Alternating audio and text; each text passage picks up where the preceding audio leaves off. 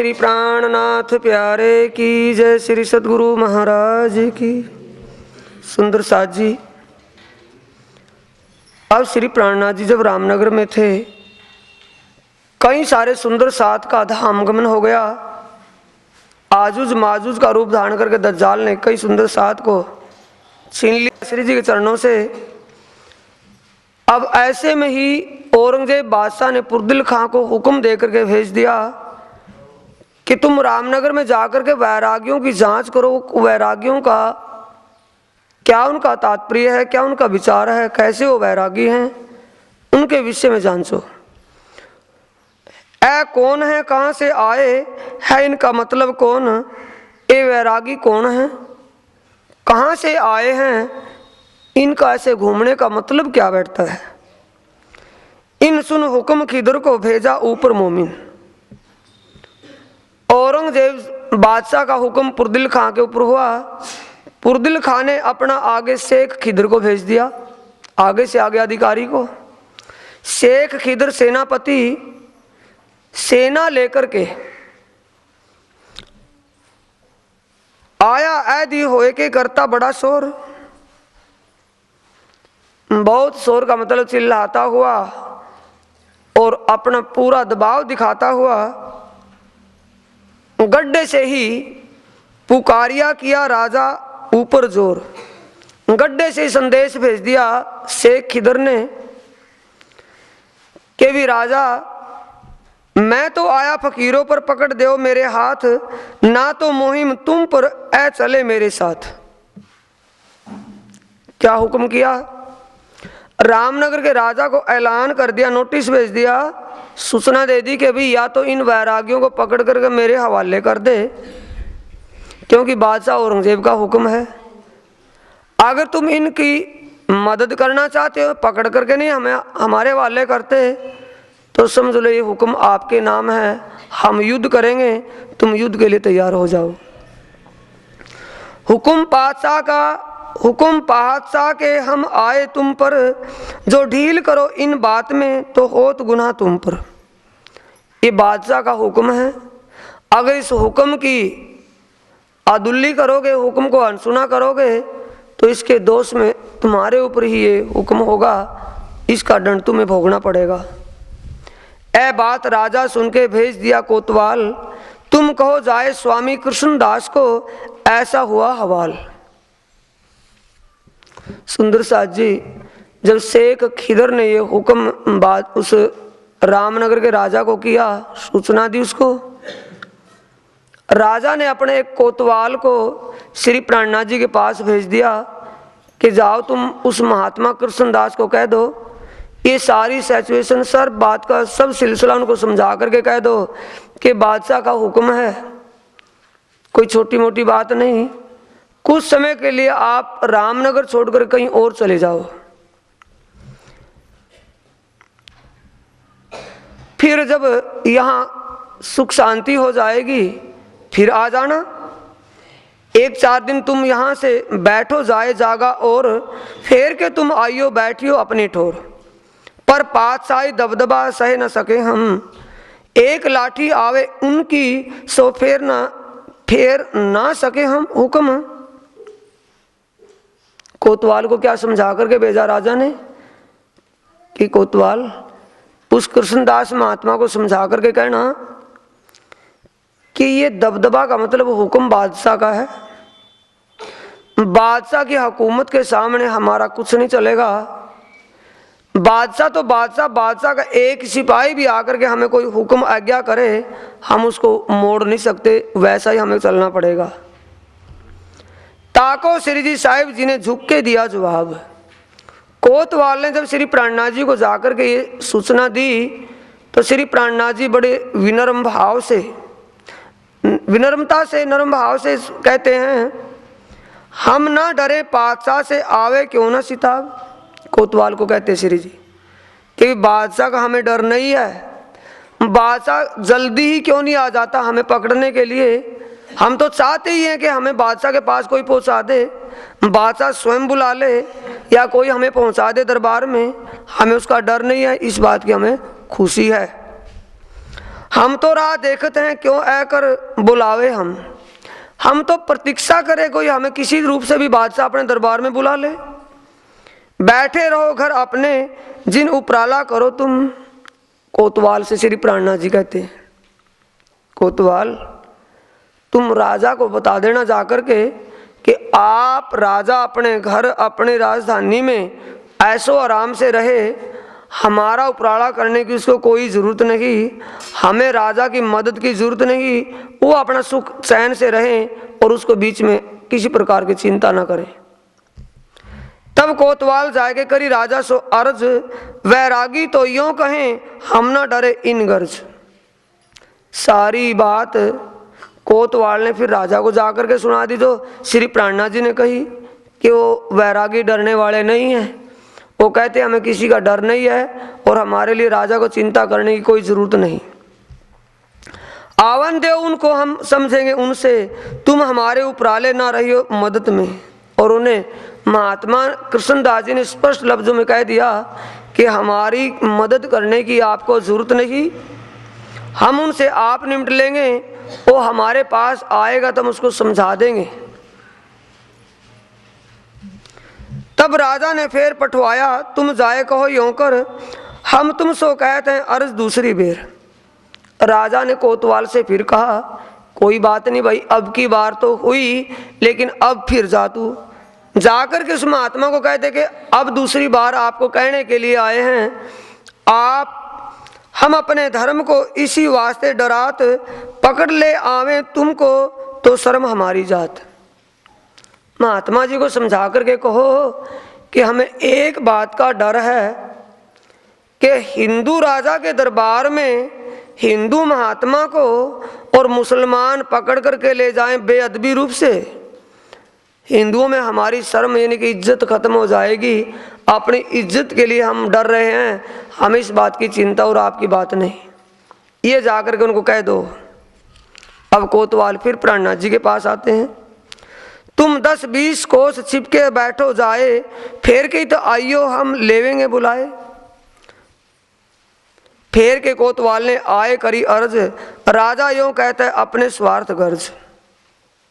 ए महाराज जी, सीधी सच्ची बात आपको बताएं कि राजा को अपनी इज्जत और शान की बात पड़ी हुई है इस वक्त।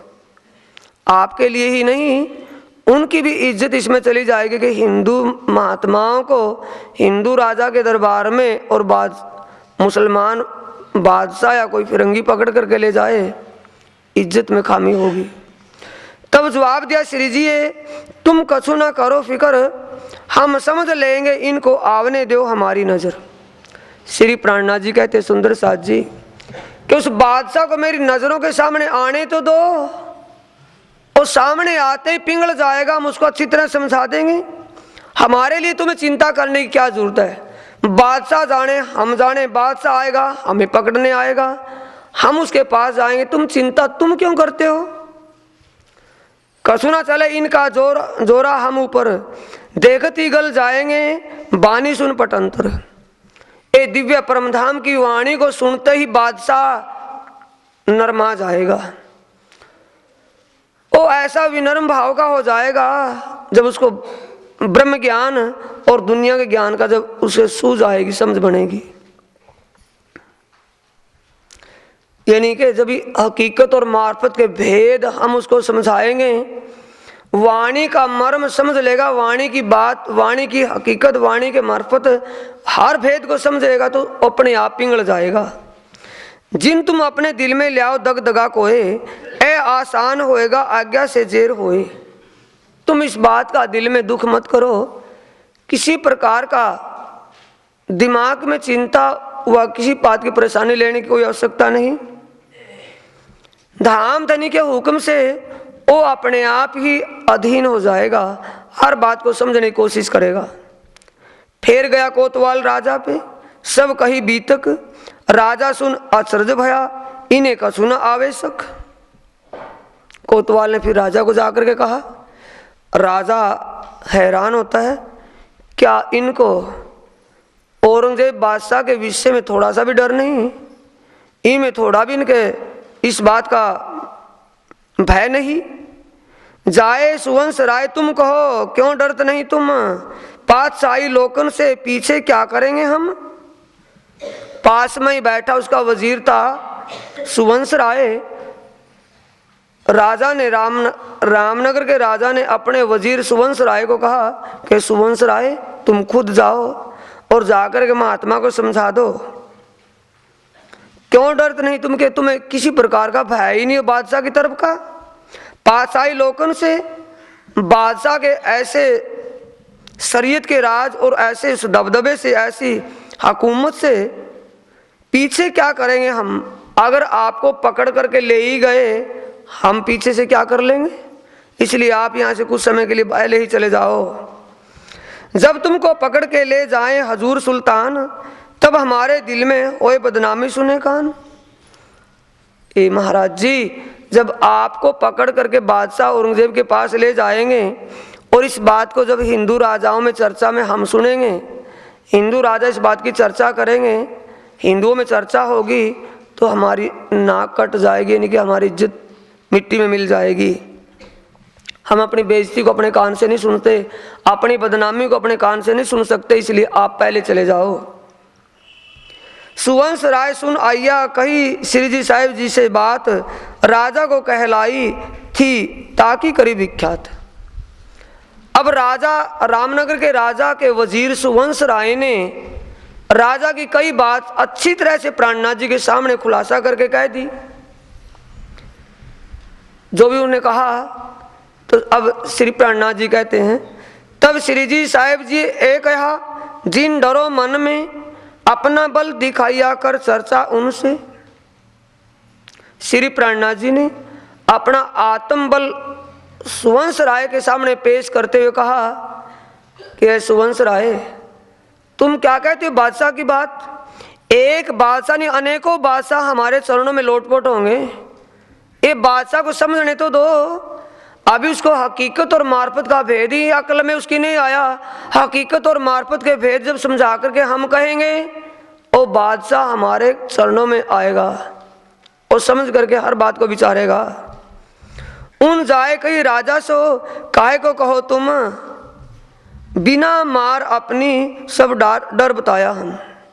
सुवंश राय ने जब प्राणनाथ जी का आत्मबल ऐसे देखा कि बादशाह को आने तो दे, हम उसको चर्चा करके समझाएंगे, उसकी हकीकत मार्फत का भेद उसको खुलासा करके बताएंगे, अकल का ताला खुल जाएगा उसका भी। तुम चिंता क्यों करते हो। ये सारी बात अब वजीर ने जाकर के रामनगर के राजा के सामने जो की त्यों कह दी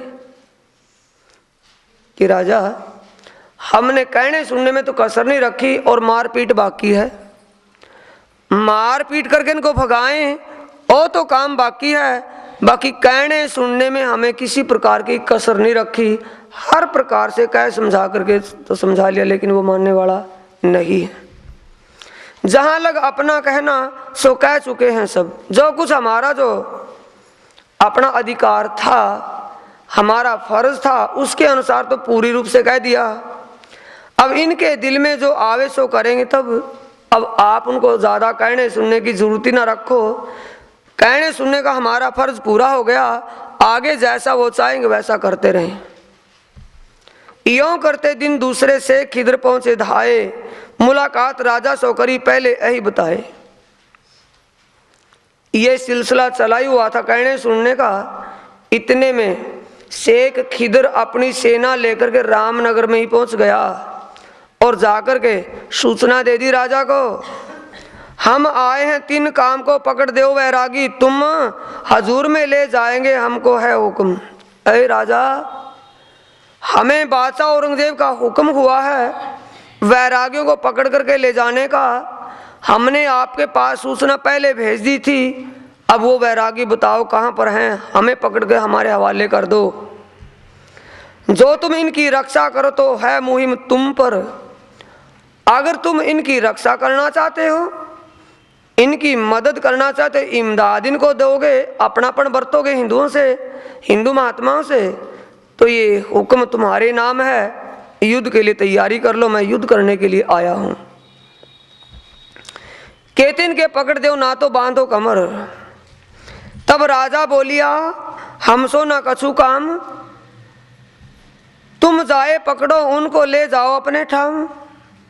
रामनगर के राजा कहते हैं शेख खिदर को जवाब देते हुए, शेख खिदर ये बता, हमारा और आपका लड़ाई का कोई विषय है, कोई लेन देन, कोई भूल चूक है कि नहीं? वो तो बात नहीं, हमने जो वैरागियों को पकड़ने के लिए आपको कहा था उनको पकड़ करके हमारे हवाले कर दो, कि वैरागियों से हमने कोई लेना देना नहीं।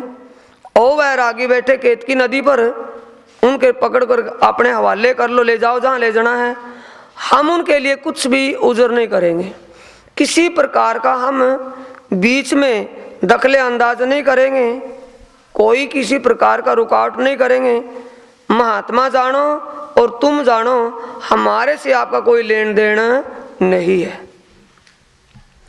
जो तुम आए हम पर, ले सुल्तान का हुक्म। दूसरी बात, अगर ये बादशाह औरंगजेब का हुक्म हमारे नाम है, आपका हुक्म हमारे सिर मत्थे, सो हम चढ़ाया सिर पर ले जाओ वैरागी तुम। हुक्म हमारे सिर मत्थे है, हुक्म हुआ वैरागी को पकड़ने का, वो बैठे वैरागी केतकी नदी पर, पकड़ करके ले जाओ, हम किसी प्रकार की रुकावट नहीं करेंगे। वहां से फिर उठ के आए उतरे हवेली में। राजा रामनगर के राजा जो थे उसके पास शेख खिदर पहुंचा था, उससे ये बातचीत करके वापिस आ गया। आए उतरे हवेली में, जिस हवेली में उनको रहने के लिए ठिकाना मिला हुआ था, उसी हवेली में अपनी सेना और अपने दीवान भिखारी दास के पास आकर के विचार विमर्श करता है शेख खिदर के आगे के प्लान में क्या किया जाए। भिखारी दास दीवान बात करी उनसे नहीं, दीवान कौन थे? भिखारी दास हिंदू था, उससे आकर के विचार विमर्श किया कि आगे क्या किया जाए भाई, अब हमें क्या करना, क्यों कर पकड़े हम? तब भिखारी दास से कहा पहले हमें पठाओ तुम। विचार विमर्श सलाह मशवरा होने लगा। शेख खिदर कहता भिखारी दास को, भिखारी दास आप हिंदू हैं और वो महात्मा जी हिंदू हैं, महात्माओं के पास कोई ना कोई इल्म की शक्ति होती है, कोई उनके ऊपर ऐसी शक्ति, उनके पास करामात होती हैं, हम अनजाने में कभी बिना आई मौत ना मर जाएं। कोई उनके पास महात्मा ज़्यादा शक्तिशाली ना हो। पहले आप ऐसा करो, हमसे कोई बेअदबी हो गई तो भी दिक्कत बनेगी, पहले आप उनके पास जाकर के वहाँ का माहौल देखो, उनके आचार विचार परखो, फिर हमें बोल देना, उसी तरीके से उनको बंदी करके ले जाएंगे। अब भिखारी दास शेख खिदर के कहने से चल दिया। भिखारी दास विदा होए के आए हादी कदम, धाम धनी श्री प्राणनाथ जी के चरणों में आकर के नतमस्तक होता भिखारी दास, कदमों लाग सेजदा किया, हम आए ऊपर तुम।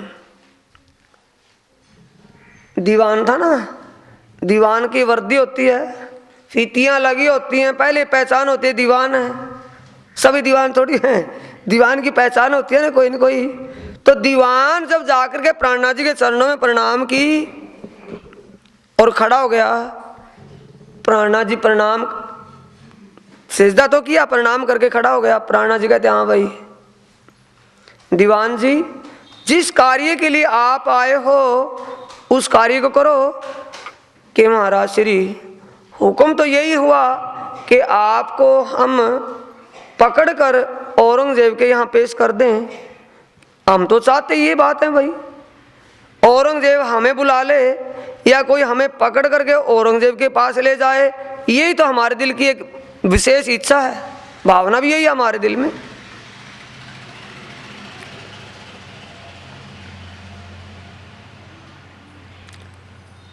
हम आए हैं ऊपर, तुम आपके लिए आए हैं, क्या तुम्हारी खबर है? समझने का प्रसंग है सुंदर साथ जी, क्या तुम्हारी खबर है? आया पातशाही फरमान, हम आए हैं तुम पकड़ने, ले जाए पास सुल्तान।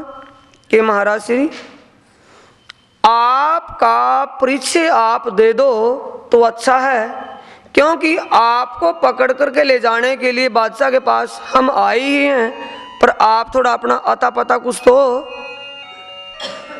तब हादी ने कहा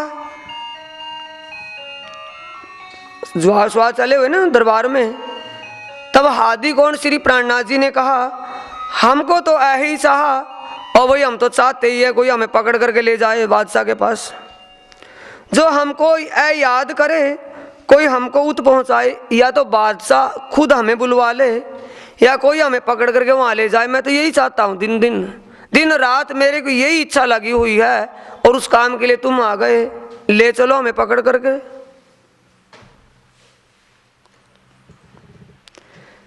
तुम ले, और क्या बोला पहले,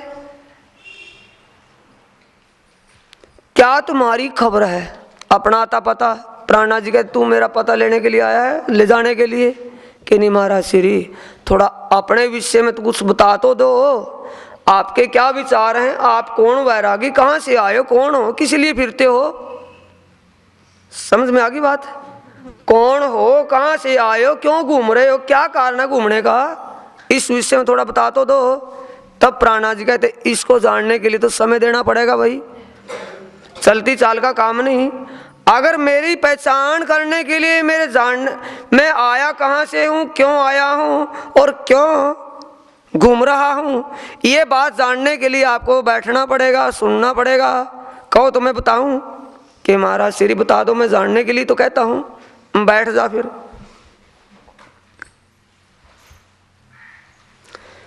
तुम ले हमारी खबर, वाकिफ हो हकीकत, मेरी हकीकत से तू परिचित होना चाहता है ना, मैं कौन हूं। सुनावे चर्चा तुमको सब समझो तुम इत, मैं तुम्हें शास्त्रों का प्रमाण देकर के बताऊंगा, मौखिक नहीं कहूंगा। तू जानने के लिए चाहता ना कि मैं कौन हूं, कहां से आया हूं, क्यों घूम रहा हूं, इस जमात क्यों लिए फिरता हूं, ये जानना चाहता है तो सुन बैठ करके। कही हकीकत उनको बात मूल की सब, मूल का मतलब परम धाम में प्रेम परिसंवाद जब हुआ, उससे पहले परमात्मा ने अपने दिल में अपना इश्क और साहिबी को जाहिर करने का विचार लिया। मूल से लेकर ब्रज में आए, अव्वल की लीला, फिर रास में गए वहां तक, फिर मोहम्मद बनकर के रसूल के रूप में फुरमान लेकर के आया, फिर ईसा के रूप में आया, फिर इमाम के स्वरूप में आया। वक्ते दौर कयामत है, 5वां दिन है, अब 6ठे दिन की तरफ चल रहा हूं। कई हकीकत उनको बात मूल की सब, सवाल भागवत कुरान के मिलाए दिखाए तब। श्रीमद् भागवत महापुराण के 12वें स्कंद में 2रा अध्याय कलयुग का धर्म जो आता है, उसमें विजय अभिनंदन बुद्ध निष्कलंक, बुद्ध और कल की अवतार के दोनों का प्रकट होना लिखा हुआ है। कुरान में कहाँ दिखा दिया? कुरान पाक के 30वें सिपारे सिपारे की 36वीं सूरत में रुए तरवी फी लैलतुल महराज के अंदर, उस आयत के अंदर खुलासा करके बता दिया ब्रज रास और जागनी ब्रह्मांड तक की। वाह भाई वाह, ये भी अच्छा हुआ, ये विचार हमारा पहले बन गया, पहले उसकी जांच तो कर लो। अगर वैसे एक अनाड़ी पने में आकर के हमला कर देते इनके ऊपर, तो गुनाहगार हो गए। ये तो साक्षात पारब्रह्म परमात्मा स्वरूप बैठा है, किसकी अकल का ताला खुला? भिखारी दास समझ गया कि भाई धोखा हो जाता, इसलिए कहा कि मन के मते ना चालिए। ये मन के मते ना चलकर थोड़ा विचार कर लेना जरूरी है सुंदर सा जी, हर बात के विषय में। सवाल भागवत कुरान के मिलाए दिखाए तब, कुरान और पुराण दोनों मिला दी। जवाब करो तुम इनका, इससे कहते हैं भिखारी दास को। ए भिखारी दास, अगर आप इसके विषय में जानते हो, वेद और पुराण उपनिषद के विषय में जानते हो, या कुरान हदीस और तफसीरों को जानते हो, तो मैंने जो कहा है उसके विषय में ठीक कहा या गलत, इसके विषय में निर्णय करके मुझे बता दो। जवाब देने का मतलब निर्णय करके बताओ। सवाल भागवत कुरान के मिलाए दिखाए तब, जवाब करो तुम इनका जो तुम्हें समझ ही जाए। आपकी समझ में आ रहा तो बता दो, नहीं समझ में आता तो दोबारा आप कहो। या तो सुनो हम पे सब देवें बताए। अगर आपकी बात समझ में ना आई हो, आप भागवत, कुरान, हदीस, तफसीरों या उपनिषद या वेद आदि से आप समझ नहीं कर पा रहे हो, आपकी समझ में ना आई हो, तो मैं बताऊं आप समझ लोगे। भिखारीदास कहते हैं महाराज श्री मैं इतना समझदार कहा, मैंने जो समझा आपकी जुबान, आपके इस ज्ञान से, इसी ज्ञान के प्रभाव से मैं तो चूर चूर हो गया। आप साक्षात विजयाभिनंदन बुद्ध निष्कलंक कलयुग में जो कल की आना था वो स्वरूप हैं, ये मेरे को ईमान पक्का है। तब भिखारी दास से गया हमें समझाओ तुम, हम तो ले आए ईमान, तुम्हारे कदम ना छोड़े हम। आया था पकड़ने और गया पकड़ा,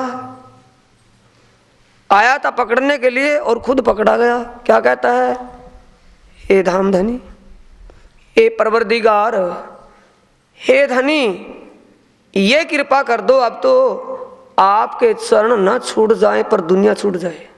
दुनिया छूटे तो छूट जाए, लेकिन आपके ये पावन चरण ना छूट जाए, इन कदमों में रखना। हम तो ले आए ईमान, ये मेरे को पूर्ण विश्वास है, हर प्रकार से ईमान है कि आप ही और विजयाभिनंदन बुद्ध निष्कलंक अवतार हैं, इसमें कोई शक नहीं, दो राय नहीं। तुम्हारे कदम ना छोड़ें, हम कभी भी आपके चरणों से दूर नहीं होऊंगा, सदा के लिए आपके चरणों में आ गया हूं। दुनिया तपस्या करके, साधना करके, मनीषी लोग विवेक करके, ज्ञान करके आपको प्राप्त नहीं कर पाए, और मैं आपके चरणों में सहज में आ गया। कृपा करना कि आपके पावन चरण न छूट जाएं। 3 रात और 3 दिन कहा तारतम समझाए। क्षर मायावी लीला, एक दिन की लीला, दूसरे दिन में योग माया को अक्षर की लीला, तीसरे दिन में दिव्य परमधाम के आनंदमय लीला को समझाया। कुरान और पुराण उपनिषदों की साक्षी दे करके, गवाही प्रमाण ठोक करके दिए। सवाल कुरान भागवत के सब ठोर दिए बताए। रू अल्लाह दो जामे, ईसा रू अल्लाह दो जामे पैन सी, मूल में स्वरूप खेल में जामे दोए। कहाँ लिखा भागवत में? भागवत के 12वें स्कंद के 2 अध्याय में लिखा हुआ है। देवापी शांतनो भ्राता मरुस इक्ष्वाकु वंशजे, क्लाप ग्राम में आसाते महायोगी बलवंते। श्लोक खोल करके दिखा दिया कि देवापी और मारू राजा का जीव ही विजयाभिनंदन बुद्ध और कल की अवतार होगा, उसी में वो अक्षरातीत की शक्ति आकर के लीला करेगी। दोनों तरफ से दिमाग ठिकाने आ गया, सब ठोर दिए बताए, हर प्रकार का प्रमाण दे दिया। विरोध सारा भान के बताया एक दीन, उसको खुदा कहो, उसको ईश्वर कहो, अल्लाह कहो, ब्रह्म कहो, वो एक ही स्वरूप है। मंत्र और कलमा दोनों को एक कर दिया, कलमा कहो या मंत्र कहो। विरोध सारा भान के बताया एक दिन, मारा एक शैतान को तभी लाया आकीन। एक शैतान क्या था? जो अंदर अज्ञान का अंधकार छाया हुआ था, ब्रह्म ज्ञान की एक ही चोट से खत्म हो गया मामला, शुद्ध बुद्धि हो गई, बुद्धि होगी जागृत। गया से खिदर पे, अब क्या हो गया? एक दिन एक भाव हो गया ना। अब तीसरे दिन चले शेख खिदर के पास भिखारीदास जी, रात आगते हुए होगी 3 दिन।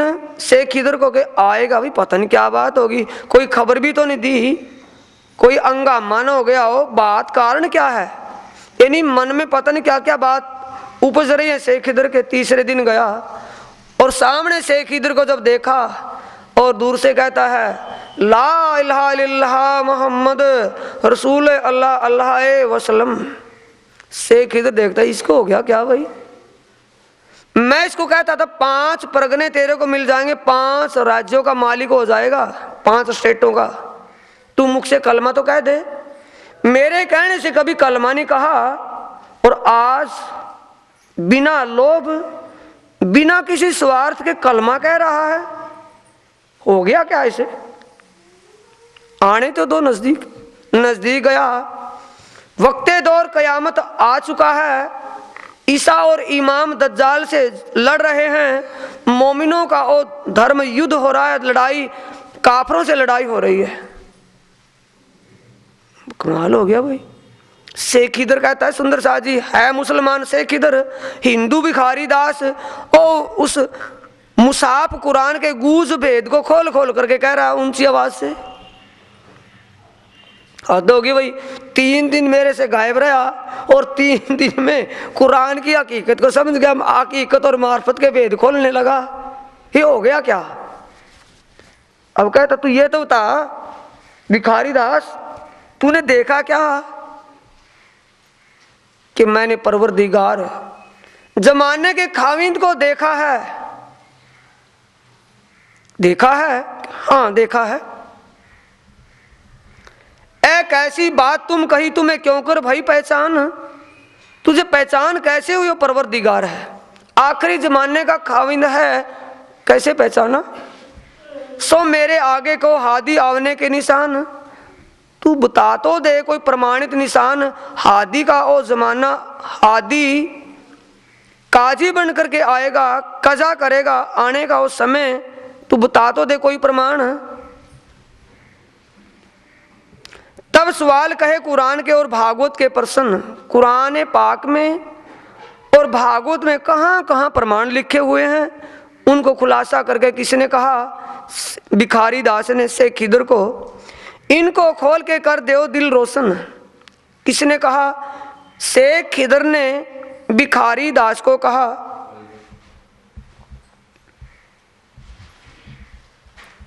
सात निशान कयामत के और 40 हदीसों के प्रश्न भागवत आदि के सब पूछ लिए। कहते हैं कि भाई ये बता 7 निशान जो कयामत के वक्त दौर कयामत होगी तो उसके 7 निशान कौन से विशेष? तू अपनी जुबान से कह रहा है कि भाई निशान, एक निशान तो आप ताप मगरब से उदय होगा, सूर्य पश्चिम से निकलेगा, बिना रोशनी का सूर्य होगा, पश्चिम से निकलेगा।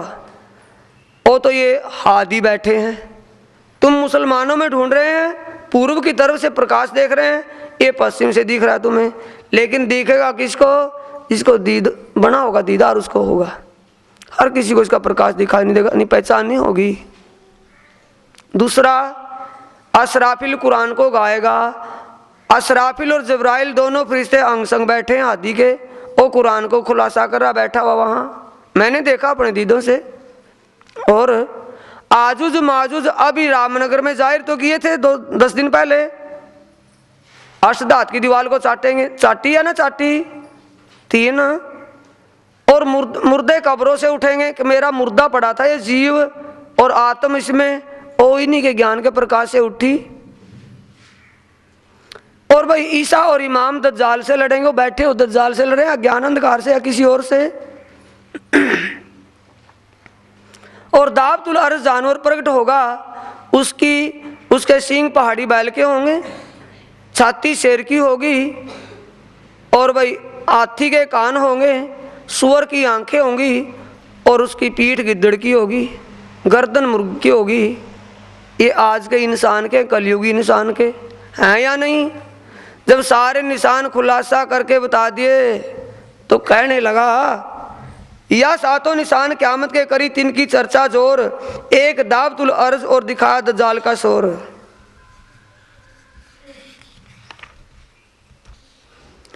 हकीकत मार्फत के खोल दिए सब द्वार, तब शेख की सुध गई करने लगा विचार। हकीकत और मार्फत का खुलासा कर दिया है। हकीकत साहिबी की लीला है और मार्फत आनंद की लीला है। आनंद और इश्क को दोनों को जाहिर करके रख दिया हर बात को। कमाल हो गया भाई, है तो हिंदू पर बताएं तो क्या बताइए, ज्ञान कैसे प्राप्त हुआ? तब शेख की सुध गई, आई भाई सारी भूल गया, करने लगा विचार तो क्या करें भाई। जिस काम के लिए हुक्म हुआ था बादशाह का और शेख खिदर ने आगे हमें हुक्म किया, अब क्या किया जाए? निर्णय क्या लिया कि जब जमाने का खामिंद आया है, परवरदिगार आया है, उसका दीदार ही कर लेना ठीक है, और बाकी बात फिर बाद में होंगी। अब तसल्ली के लिए, क्यों तसल्ली भी तो सही है ना, अकेला कह रहा, साथ में 2 साथी को भेजा था, सैयद अब्दुल रहमान और रघुनाथ था संग, 3 शाहिदी सब दई भागा दज्जाल का जंग। दज्जाल कौन था? अंदर जो शक बैम पैदा कर रहा था, कलजुग बैठा था ना, शेख खिदर के दिल में जो कलजुग बैठा था, वो कब भागा? 2 साथियों को भेजा था साथ में, उन्होंने गवाही दे दी कि हमने जो ये कह रहे हैं ना भिखारी दास, सेम यही बात वहां हुई, और है वही चीज जिसको ये बता रहे हैं। इतना गहराई से तो हम जानते नहीं, लेकिन वही स्वरूप है जो ये बता रहे हैं। तुम चलो उत ही करावे दीदार। भिखारी दास कहता भाई ज्यादा कहने सुनने की बात नहीं, शेख खिदर ठीक है, अगर आपको किसी बात पर शक हो तो मेरे साथ चलो, आपको रूबरू दर्शन करवा दूंगा, वो खाविन जमाने का है, परवरदिगार है या नहीं है। जो देखो हकीकत उनकी तो पाओ परवरदिगार। अगर उनके ज्ञान को तुम समझ लोगे ना, उनकी हकीकत को समझ लोगे, तेरे को आज ही दर्शन हो जाएंगे, तू चल के देख तो सही। शेख वैसे ही उठिया, क्यों तमन्ना लगी ना तड़प, अंकुर बिना नहीं लगती सुंदर साजी, ध्यान रखें, ढोल बजाए जाए लेकिन उन पर असर होने वाला है नहीं, अंकुर होगा तो थोड़े से संकेत से ही चटपटी लग जाएगी। शेख खिदर के दिल में उथल पुथल होगी, भाई मैं तो अभी एक पल में कैसे पहुंच जाऊं। जैसा था वैसे का वैसा ही चल दिया, असवारी करे तैयार, तुरंत ऐलान कर दिया भाई जल्दी चलो, सारी फौज चलेगी।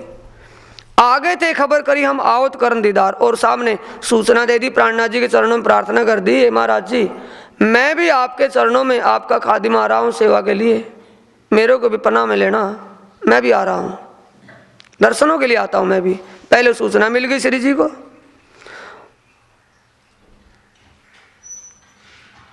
शेख आए के पहुंचिया ले भीड़ अपनी, अपनी फौज सेना को लेकर के पहुंच गया। शेख किधर देख दीदार कदमों लगा, पाए अपनी वतनी।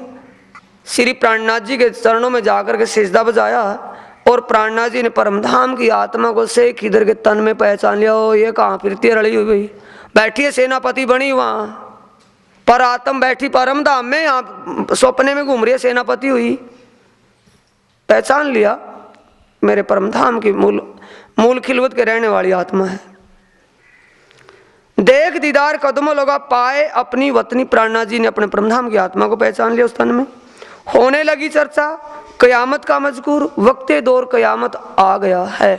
हादी ओ आखिरी इमाम के स्वरूप में काजी बनकर के आए हुए हैं, हिदायत कर रहा है, कजा कर रहा है, क्षीर और नीर का निर्णय कर रहा है, झूठ और सत्य को अलग कर रहा है।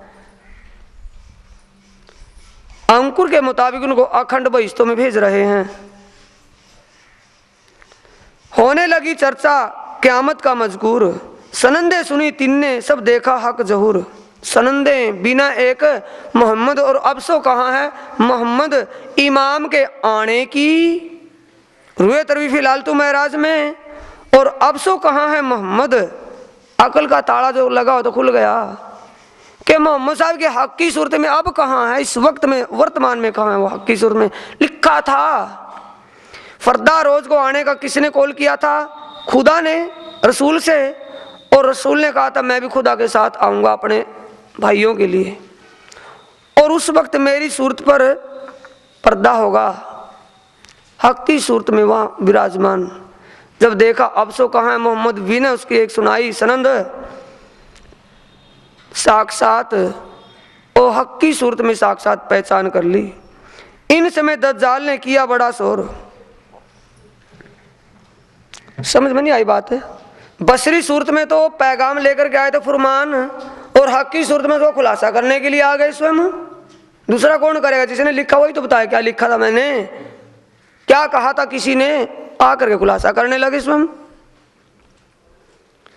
होने लगी चर्चा क़यामत का मजकूर, सनंदे सुनी तिन्ने सब देखा हक जहूर। इन समय दज्जाल ने किया बड़ा शोर। उसी दौरान में दज्जाल कलजुग ने अपना शोर कर दिया। रैत मुसलमान बेदड़े तीनों की आती जोर। सुंदर साथ जी जब शेख खिदर अपनी सेना लेकर के रामनगर पर चढ़ाई की, उस समय गांव पड़ता था बेधड़ा मुसलमानों का। बेधड़े के गांव में जब निकल करके आए तो मुसलमानों ने सोचा कि शेख खिदर कई दिन से गए हुए थे भाई, शायद उन वैरागियों की सेना मजबूत होगी या रामनगर के राजा ने भी अपनी सेना उसके साथ में लगा दी होगी मदद के लिए हिंदुओं के वजह से। तो अब ऐसा हो सकता है कि कभी वो हमारी सेना मारी तो ना गई हो, हमें मुसलमान की मदद करनी चाहिए। ये विचार करके बेधड़े के साथ ही अपना वहां पेश हो गए। जो हम जावे मदद होवे काम दीन के काम, ये नहीं कि बड़ा भारी पुण्य का काम होगा अगर धर्म के ऊपर कुर्बान हो गए, धर्म के काम आगे। ये विचार करके बेधड़े के साथ ही मुसलमान बहुत सारे वहाँ कुरान तफसीर धरी थी, कुरान लगा जिद करने लगा जिद। बहुत सारी सेना लेकर के रहमत खां एक बहुत सारे मुसलमानों की भीड़ लेकर के आ गया। वहाँ देखा तो आगे सामने प्राणनाथ जी बैठे हैं, रैलों के ऊपर कुरान पाक और पुराण भागवत पुराण रखा हुआ है। श्री प्राणनाथ जी कुरान से चर्चा कर रहे थे उस वक्त तफसीरों के अनुसार। कुरान को देख करके कहने लगे, ऐ हिंदुओं को रवा नहीं, तुम क्यों कर चर्चा करो मोहम्मद। जिद क्या, रहमत खां क्या कहता है कि महाराज जी ये हिंदुओं को वाजिब नहीं है जो आप कर रहे हो। क्या भाई, हिंदू होकर के धोती पहन करके तिलक जनेऊ करके तुम कुरान पढ़ रहे हो? ये मोहम्मद साहब ने नहीं कहा, ऐसा वाजिब नहीं आपको। आप मोहम्मद को अपना कहते हो, कलमा बोलते हो, ये ठीक काम नहीं है। तब शेख को गुस्सा चढ़ा और शेख इधर बैठा था ना, जिसकी आंख पर जैसा चश्मा वैसा दिखाई देगा सुंदर साथ जी। शेख खिदर को तो अपना परवरदिगार दिख रहा उसी तन में, आगे समझे। और बेधड़े के मुसलमानों को एक फकीर महात्मा हिंदू। अब शेख खिदर को गुस्सा आया इसी बात पर। तब शेख को गुस्सा चढ़ा, इन्हें उठाए देव मुर्धक, देव धक्के इनको करने लगा हरकत हक। शेख खिदर को गुस्सा आया कि इन मूर्खों को किसने यहां बुलाया है, पकड़ो इनको और इनकी हड्डी पसली सीधी कर दो। देव धक्के इनको करना लगे हरकत।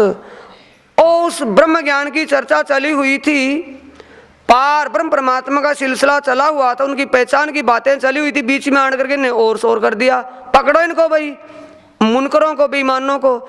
इनके दिल में ईमान नहीं खुदा के प्रति, ऐसे मूर्खों को, अज्ञानियों को, इन अनाड़ियों को पकड़ो और इनको हड्डी पसली सीधी करो इनकी।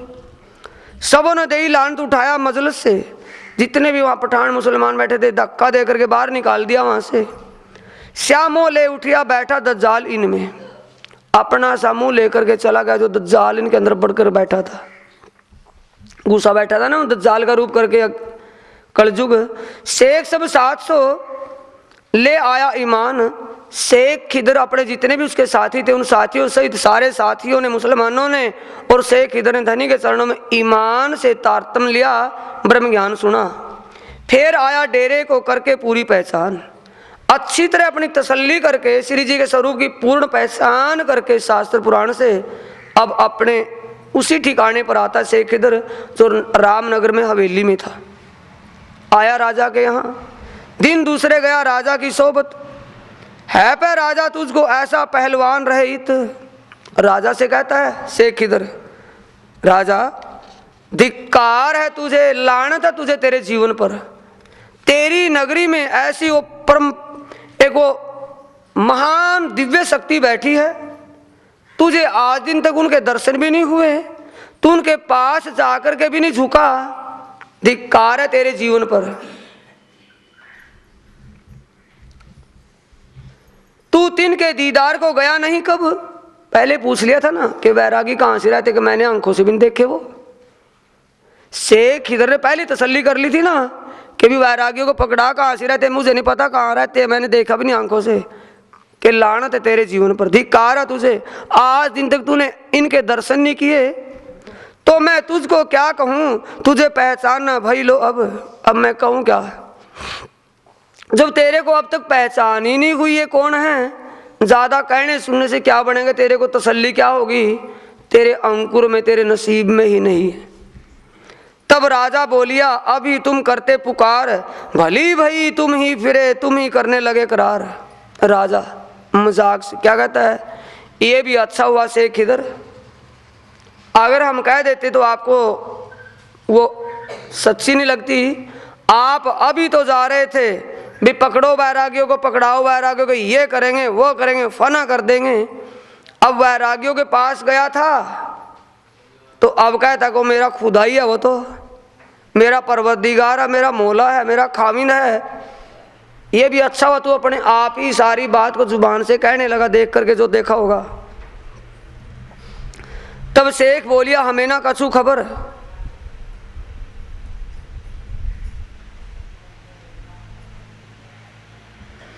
तब शेख बोलिया हमें ना कछु खबर, हम भेजे आए उनके इन कामों पर, कि हमें ये पता नहीं था कि वो हमारे परवरदिगार वहाँ बैठे हैं।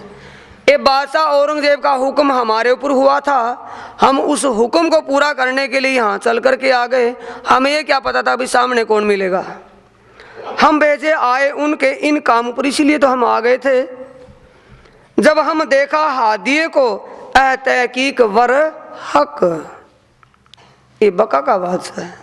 तहकीक का मतलब ये हमें विश्वास हो गया, यकीन आ गया जब इनके जाकर के दीदार किया, दर्शन किया।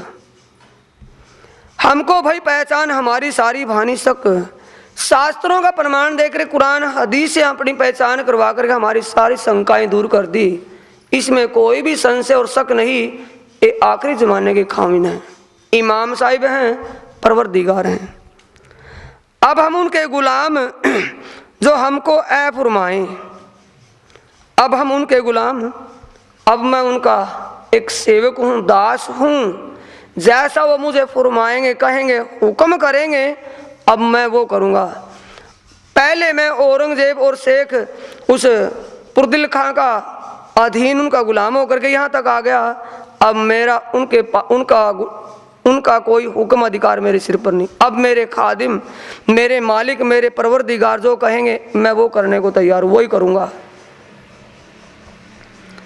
सो अब हम उनके गुलाम जो हमको ऐ फरमाए, सो सब हमें करना दे पैगाम पहुँचाए।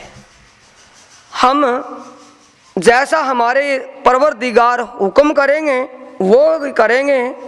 बाकी ये बात हम कि आखिरी इमाम वक्ते दौर क़यामत आ गई है, इमाम साहिब दुनिया में प्रकट हो गए हैं, आ गए हैं, मोमिनों की जमात उनके अंग संग है।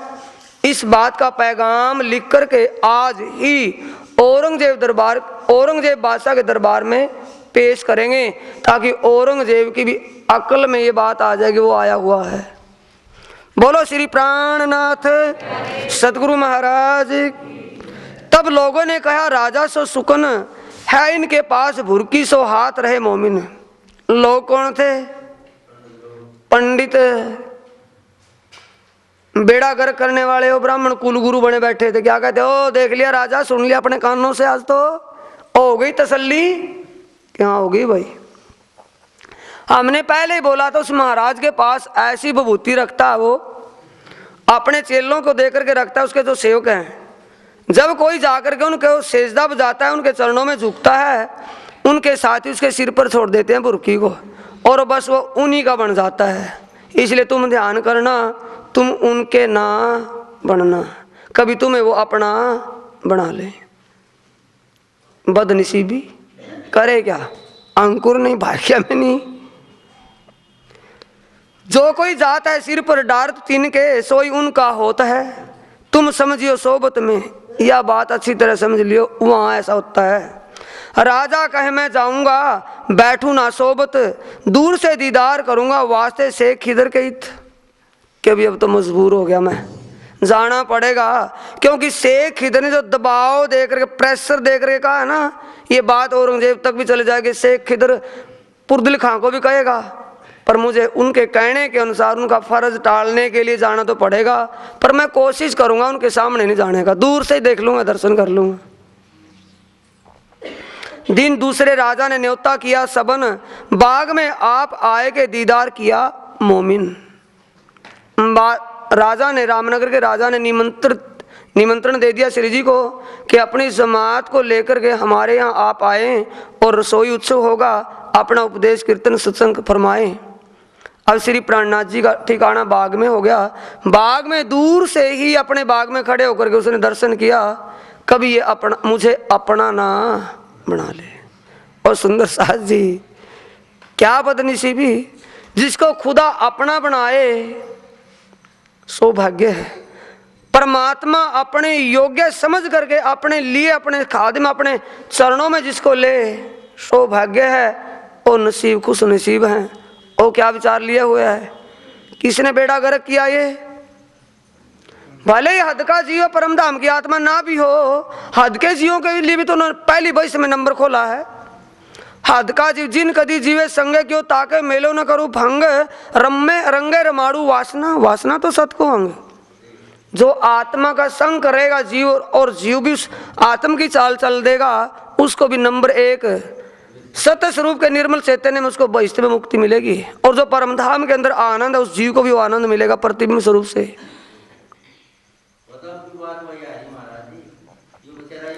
बोलो श्री प्राणनाथ प्यारे की, श्री सतगुरु महाराज की। हादी के सन्मुख खड़ा रहा ना बैठा जे, दिल में दहशत इनको जिन अपने करे ए। डर क्या है, कभी अपना ना बना ले। मैं इनका नहीं बनने का, ये अपना बना लेंगे ना, मैं बनने का ही नहीं, दूर दूर खड़ा रहूंगा, नजदीक जाऊंगा तभी तो अपना बनाएंगे, मैं इनका बनने का ही नहीं।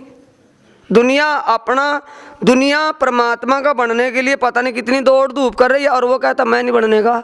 पर ये कैसे है, अंधकार अज्ञान अंधेरा छाया हुआ है, दिल के दीदे फूटे हुए हैं। ओ ऐसे ही पीछा फिरा, सुनी ना चर्चा कान, एक शब्द अक्षर नहीं कान से सुना। देख दूर से देख लिया महाराज खड़े हैं भाई, वो बस ठीक है पीछे आ गया। बिना अंकुरे क्या करे, कर ना सका पहचान। पहचान कहाँ से होगी सुंदर साथ जी? शब्दों से। शब्द सत चाहो सो शब्द आसीनो, वो आपना देवे दिखाई, और जिन पाया तिन महेश माया राखत जोर छिपाई। शब्द तो सुनानी, एक अक्षर बार से क्या देखेगा उसको कौन है। फिर शेख खिदरे मांगिया हमको करो हुक्म। शेख खिदर मुसलमान है, आ जोड़े धनी जी के चरणों में पड़ा के धनी फरमाओ हमें आगे क्या करना है। जैसे बादशाह का हुक्म लेकर के यहाँ तक आ गए, अब आगे हमें क्या करना है वो हमें बता दो। अब वो कौन है? खामिंद है, परवरदिगार, कोई महात्मा बैरागी तो घूमता फिरता ही नहीं। क्या कहते हैं?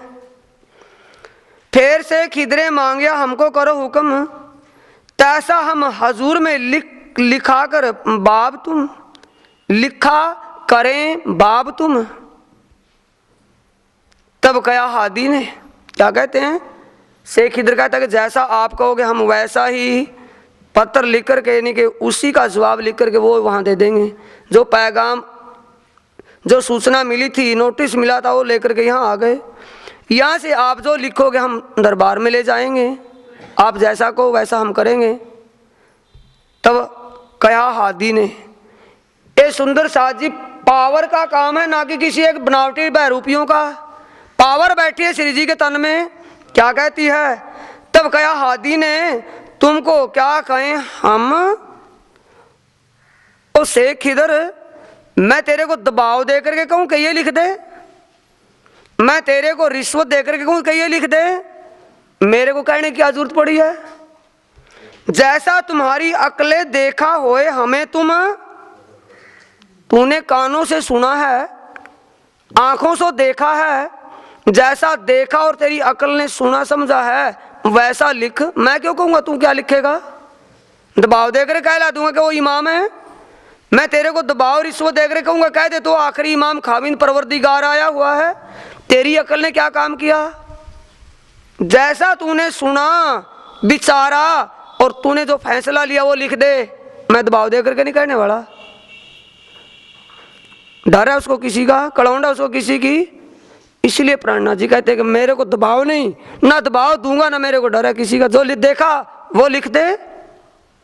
तब कहा हादी ने तुमको क्या कहें हम, जैसा तुम्हारी अक्लें देखा होए हमें तुम, जैसा आपने मेरे को पहचाना है विचार करके समझा है वो लिख, तैसा तुम लिखा करो। पहुंचाओ पुरदुल खान वह भेजे सुल्तान को, होए हजूर अंकुर पहचान। तैसा तुम लिख दो और पुरदुल खां को दे दो, क्योंकि बादशाह औरंगजेब ने पुरदुल खां को भेजा था, पुरदुल खां ने शेख खिदर को भेजा, शेख खिदर और भिखारी दास वहां पहुंचे मौजूद कि भाई तू जाकर के पुरदुल खां को दे दे, और पुरदुल खां बादशाह को देगा औरंगजेब को। अब औरंगजेब के तन में अगर परम धाम का अंकुर होगा तो हमारी पहचान उसको हो जाएगी, अगर अंकुर नहीं होगा तो ढोल बजाने पर भी झगड़ेगा नहीं। ठोस बात कहते, कोई दबाव लाग लपेट की क्या बात भी, किस लिए वो सुबुर सुबुर कर, सीधी बात स्पष्ट शब्दों में कहते हैं। इसलिए कह दे भाई मैं दबाव दे करके कोई इसी प्रकार के लिज जा करके मैं नहीं कहता, ठोक करके कहता हूं जो तेरी अकल काम करते वो लिख दे। तिन्ने रोके बाग केतेक दिन शेख रहा, लिख भेजी पहचान। कुछ दिन वहीं रहा और जो वहां देखा मौके पर चिट्ठी में लिख दिया, उसमें जवाब के उस पत्र में केतेक लोग शेख के रह गए, आए थे पकड़ने, कई सारे तो सैनिक ही वहीं रह गए, बोले हम नहीं जाते भी शेख इधर, ये इस्तीफा ले ले आ रहा था अपनी तरफ से, सारे के सारे वहीं बैठ गए। जिनको जोर ईमान, जिसको ईमान आ गया, पहचान हो गई थी कि ये परवरदिगार है, चाहे वो हिंदू था या मुसलमान। सेना में जो सैनिक थे कुछ एक वहीं रह गए। भिखारी दास शेख पहुंचाए के फिर आए कदमों। भिखारी दास जो दीवान था सेनापति का, और सेनापति को सारा हवाला देकर के उनको तो रुखसित किया, पुरदिल खान को जाकर के जवाब दे दे और मेरा इस्तीफा तू अपने हाथ में ले ले। भिखारी दास ने उसी टाइम अपनी इस नौकरी से डिस्चार्ज दे दिया, इस्तीफा लिख करके दे दिया कि मैं आज से कभी नौकरी नहीं करूंगा, मैं उस खादिम के चरणों में, अपने खुदा के अपने खस्म के चरणों में सेवा करूंगा। अपने परिवार लेकर, बच्चों को भी लेकर के आ गया वहीं। कबीला अपना लाया, सब सौंपिया हादी को, ए धनी आप जानो ये जाने, बस हम इससे आगे कुछ नहीं जानते।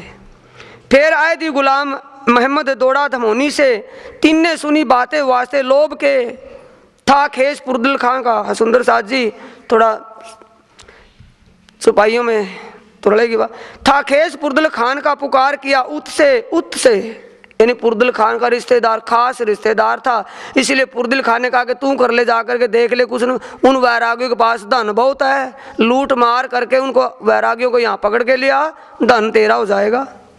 ये लालच लेकर के सुंदर साथ जी गुलाम मोहम्मद दमोनी से वो प्राणा जी को पकड़ने के लिए चल दिए। राजा से जाए कहो बैरागी पकड़ दो हमें। क्या पता लगा था कि भाई रामनगर में किसने एक रिपोर्ट दे दी शेख खिदर ने जाकर के कि वो तो सच्चे महात्मा है, उनके पास कोई ऐसी बात नहीं, वो तो उस खुदा के वली हैं। जब सबर नहीं आया, पुरदिल खां को अपना रिश्तेदार भेज दिया कि लालच बहुत, धन उनके पास बहुत है, वो आया। तब राजा, उसने आकर के राजा को सूचना ऐलान कर दिया कि राजा, या तो प्रसंग तो नहीं छूटा होगा, रामनगर का जिक्र, अभी रामनगर में बैठे हैं श्री प्राणनाथ जी, रामनगर के राजा को आकर के फिर दबाव दिया कि उन वैरागियों को पकड़ करके हमारे हवाले कर, या हमारे हवाले नहीं करता तो युद्ध करेंगे, युद्ध के लिए तैयार हो जा। अब राजा के दरबार में कलजुग का रूप कौन बैठे थे? पंडित। फिर कहा कि देखा एक आपत्ति तो अभी तक गई, दूसरी आपत्ति तैयार हो गई, जब तक ये महात्मा यहाँ रहेंगे तब तक ये आपत्तियाँ आती रहेंगी, सबसे ठीक उपाय ये है इन महात्माओं को टाल दो यहाँ से। तब राजा डरिया, इन पर दबदबा पातशाही, इन्हें हम अपने गांव क्यों रखें, बदी बदकारों बताई। बदी कौन बताते, बदकार कौन बैठे वहाँ? बदकार जिनका ईमान नहीं। इन्होंने कहा उंगल किसने लगाई, किसने इशारा किया? पंडितों ने, कुल गुरुओं ने, जो दरबारी गुरु हैं। अब राजा ने कहा, तब राजा ने भेजे गुमास्ते अपने, तुम जाओ हमारे देश से, हम ना सह सके खसखसे। गुमास्ते का मतलब अपने अधिकारी, कर्मचारी, चपरासी लोग, चौकीदार, वो भेजे श्री जी के पास कि कह दो यहाँ से चले जाएं। देखी नजर राजा की दहशत भरी और कहर श्री प्राणनाथ जी ने उस राजा रामनगर के राजा की नज़र डरी हुई, यानी दहशत उसको लगी हुई और अंदर उसके कुफर मुनकरी कहर जहर भरा हुआ। तब वहाँ से उठ चले जिमी देखी जहर। श्री प्राणनाथ जी कहने लगे कि भाई यहाँ रहना भी हमारा इस वक्त ठीक नहीं, यहाँ से चलना ही अच्छा है। सम्मत 1739 से मास अघन सुदी 10 में चले रामनगर से, फिर आए 14 गड्ढे।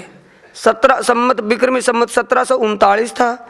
श्री प्राणनाथ जी अघन मंगसर उतरते की 10वीं को चले और 14 को रामनगर में पहुंच गए। तब उतरे जाए बाग में ऐदी पहुंचा थाए, सो तो गया रामनगर 5 अपने पहुंचाए।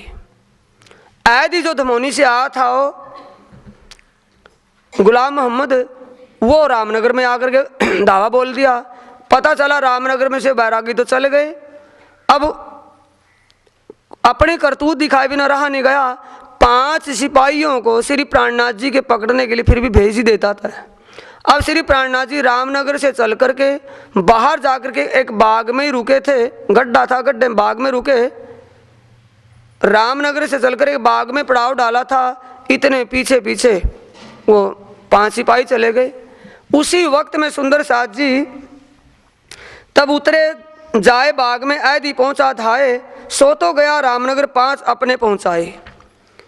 3 ने रोके बाग में तब हुआ, तब आए पहुंचे देवकर्ण। 3 से बातें होने लगी, लड़े 4 पहर मोमिन। उसी वक्त में रामनगर पहुंचते उस बाग में देवकर्ण जी आ गए। श्री प्राणनाथ जी का चर्चा वाणी जिक्र उस देवकर्ण जी से हुआ। उसी वक्त ये 5 सिपाही उस गुलाम मोहम्मद के पहुंचे हुए आए। इससे आगे का जिक्र सुंदर साथ जी कल सुनेंगे बीतक में। बीतक का प्रसंग यही होगा कल से, चौपाई यहीं पर दोहराएंगे सुंदर साथ जी। बोलो श्री प्राणनाथ सदगुरु महाराज की। 3 ने रोके बाग में तब आए पहुंचे देवकर्ण। 3 से बातें होने लगी, लड़े 4 पहर मोमिन। लड़े 4 पहर मोमिन, लड़े 4 पहर मोमिन।